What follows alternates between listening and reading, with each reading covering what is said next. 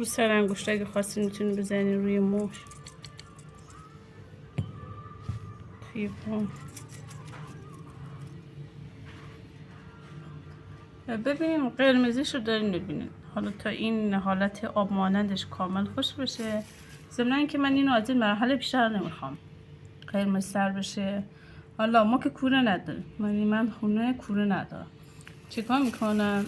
اینو داخل یه پلاستیک میذارم روی بخاری رو شمک میذارم.